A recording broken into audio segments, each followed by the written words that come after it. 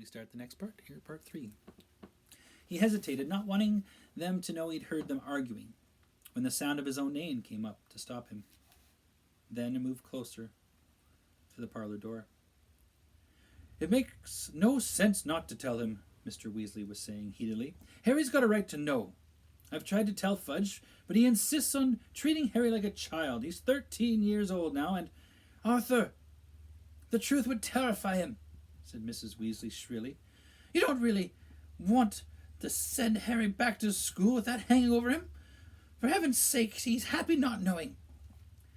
"I don't want to make him miserable. I want to put him on his guard," retorted Mr. Weasley. "You know what Harry and Ron are like, wandering off by themselves. They'd ended up in the Forbidden Forest twice. But Harry mustn't go do that this year. When I think of what could have happened to him the night he ran away from home, if the night bus hadn't picked him up, I'm prepared to bet he would have been dead before the Ministry found him." "But he's not dead. He's fine. So what's the point?" "Molly, they say Sirius is mad, and maybe he is. But he was clever enough to escape Azkaban. And that's supposed to be impossible. It's been 3 weeks, and no one's seen hide nor hair of him. And I don't care what Fudge keeps telling the Daily Prophet. We're no nearer catching Black than inventing self-spelling wands. The only thing we know for sure is that Black's after... But Harry will be perfectly safe at Hogwarts. We thought Azkaban was perfectly safe. If Black can break out of Azkaban, he can break into Hogwarts. But no one's really sure if Black's after Harry." There was a thud on wood, and Harry was sure Mr. Weasley had banged his fist on the table. "Molly, how many times do I have to tell you?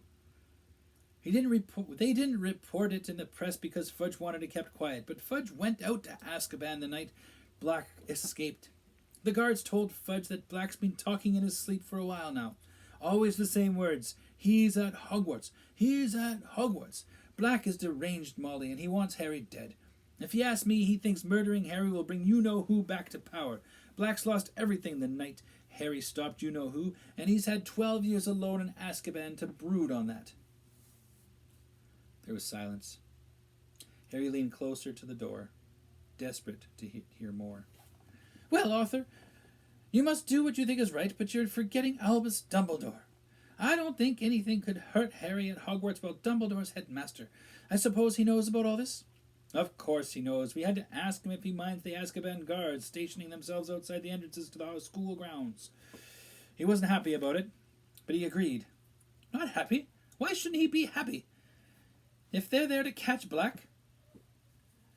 "Dumbledore isn't fond of the Azkaban guards," said Mr. Weasley heavily. "Nor am I, if it comes to that. But when you're dealing with a wizard like Black, you sometimes have to join forces with those you'd rather avoid. If they save Harry, then I will never say another word against them," said Mr. Weasley wearily. "It's late, Molly. We'd better go up." Harry heard chairs move. As quiet as he could, he hurried down the passage to the bar and out of sight. The parlor door opened, and a few seconds later, footsteps told him that Mr. and Mrs. Weasley were climbing the stairs. The bottle of rat tonic was lying under the table they had sat at earlier. Harry waited until he heard Mr. and Weasley's bedroom door close, then headed back upstairs with the bottle.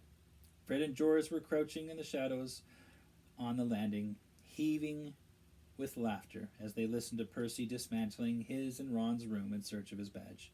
"We've got it," Fred whispered to Harry. "We've been improving it." The badge now read, "Big Head Boy."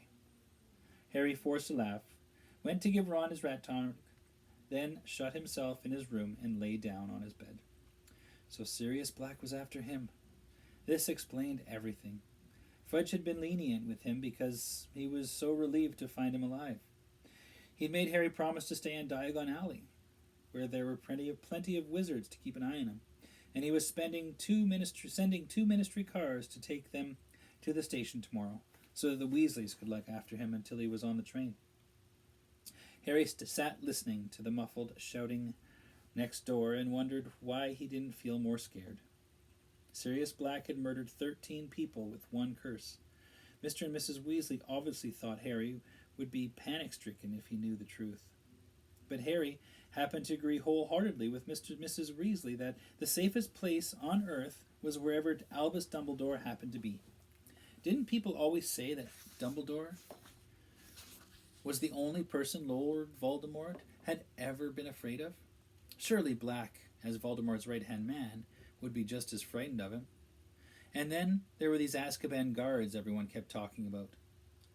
They seemed to scare most people senseless, and if they were stationed all around the school, Black's chance of getting inside seemed very remote. No, all in all, the thing that bothered Harry most was the fact that his chances of visiting Hogsmeade now looked like zero. Nobody would want Harry to leave the Nobody would want Harry to leave the safety of the castle until Black was caught. In fact, Harry suspected his every move would be carefully watched until the danger had passed. He scowled at the dark ceiling. Did they think he couldn't look after himself? He'd escaped Lord Voldemort 3 times. He wasn't completely useless. Unbidden, the image of the beast in the shadows of a Mongolia crescent crossed his mind. What to do when you know the worst is coming? I'm not going to be murdered, Harry said aloud. That's the spirit, dear, said his mirror sleepily. And that's the end of chapter 4. We'll discuss that later.